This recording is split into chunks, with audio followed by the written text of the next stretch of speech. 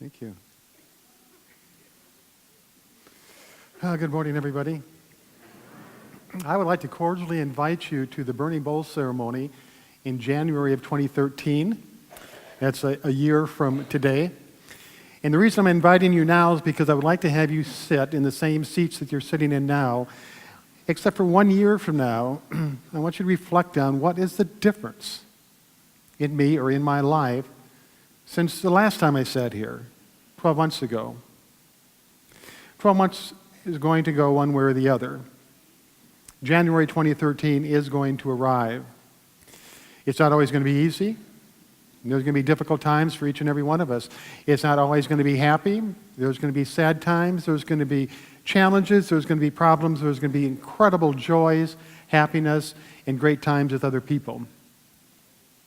But the point is, 1 year from now, where are you going to be in your life? Are you going to survive everything that takes place in 2012 and come out as a victor, or are you going to come out as somebody defeated and angry and upset? And we can't say the same thing about 2011. But the important thing is to set our intention of what's going to happen this year. What do you intend to happen? We do the Burning Bowl ceremony as a way of kicking off the new year. And it's a beautiful ceremony. If you haven't participated in it before, it involves fire. Everybody got a little piece of paper in their bulletin. You write down something that you don't want in your life anymore. And then you come forward and you put it in the fire and it burns up. And that's symbolic of purifying your thoughts. So you come into this world, you're born, your life begins. There'll come a time when your life will complete itself and you'll leave this world. In between your birth and your transition out of this world, there is time. That is your lifetime, and you can spend it any way you choose. It is your lifetime. Now, the entirety of your lifetime is spent experiencing the world inside your head.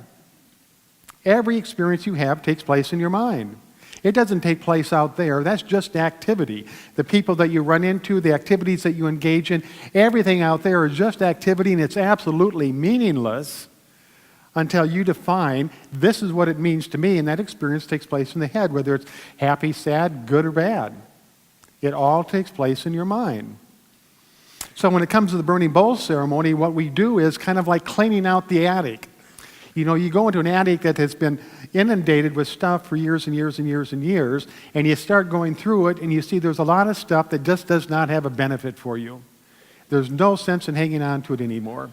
And so you throw it out, and all of a sudden you have space. You have breathing room. Well, it's the same thing with our minds. Our minds have collected stuff. It might be since yesterday. It might be since last year. It might be over our lifetimes. But our minds have collected stuff. And it's time to clean out the attic of our minds. And quite simply, what that means is to begin to observe what is in my mind that does not serve me or anybody else a benefit. Angry thoughts that upset me, hurtful thoughts that physically make me ill, anger and resentful thoughts about other people and other things, guilty and shameful thoughts because I did something and somebody else doesn't like me because of that. What is in your mind that doesn't serve you a benefit? It's just as easy as that. What do you want to release today? And when it comes to forgiveness, whether it's forgiving yourself or forgiving somebody else, it doesn't mean, if it's another person, getting into a friendly exchange and hugging and laughing together. It simply means that the thoughts that you have towards that person, which might be anger, might be resentful, might be all sorts of other things, hurt, pain, sorrow, it's those thoughts that you have towards them, you're going to forgive those thoughts, which literally means I'm going to give up those thoughts for. I'm going to give up any thought that hurts for a thought that doesn't hurt, or for a position of neutrality. I don't want this in my life anymore. When it comes to self-forgiveness, if you have done something that has hurt another person, or that's created anger or resentment from them towards you, my theory is apologize twice. The first thing, send an email, leave a message, write a letter, say, I am so sorry. Please forgive me. I will be calling you in a day or two, and I'd like to talk to you. In a day or two, call them and say, I am so sorry. Please forgive me. It doesn't make any difference how they respond. They might hang up on you. They might tell you to go to hell. They might do all sorts of different things. Doesn't make a difference. You have put forth an effort twice to say you're sorry, to ask for amends, and ask for their forgiveness. That's your work. It's done. At that point, you can relieve yourself of it. They might come back, embrace you, say, oh, thank God, I felt so sad about our relationship. I'm glad that we're able to get back together. Once again, they might say, thanks for calling, goodbye. Doesn't make a difference. The whole point is we don't need to carry around anything that negatively affects our spiritual, our emotional, and our physical well-being. We don't have to do that. There isn't another single living species on the earth or in the universe as far as we know that does that. It's not natural.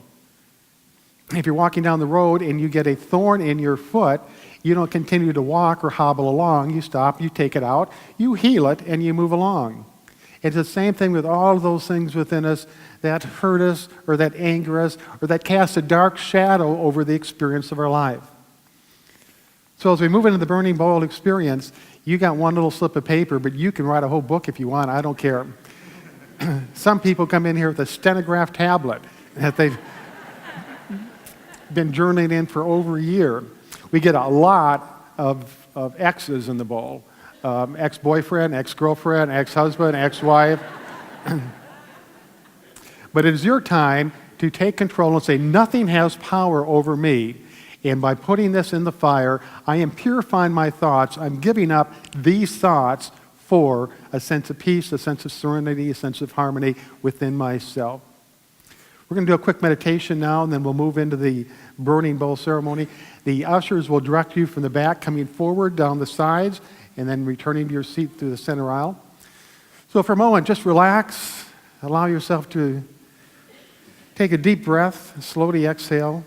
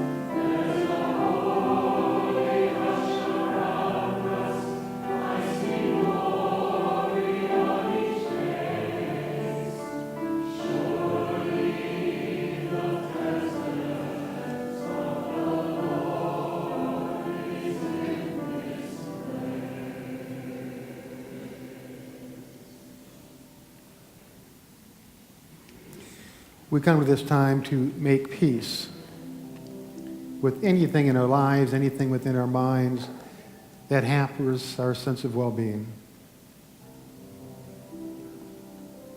We come to this time with forgiveness, to give up that which hampers our peace of mind for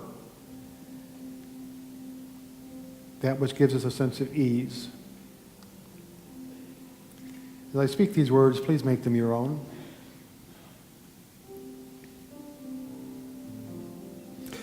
I rise above the normal activity of my mind and I observe myself, my life, and the thoughts I think.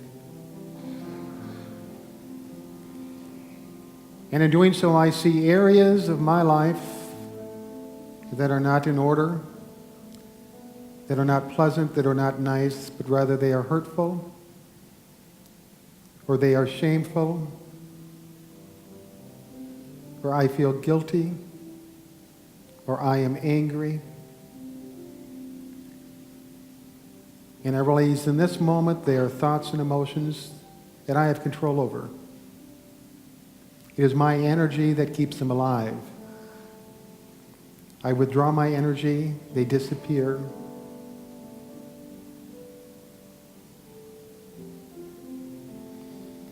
So today I step forward with the intention to go through 2012 without that which pushed me down, slowed me down, and made my walk difficult in 2011. I do so with confidence, I do so with courage, I do so with a knowing that it is my life and I choose to release.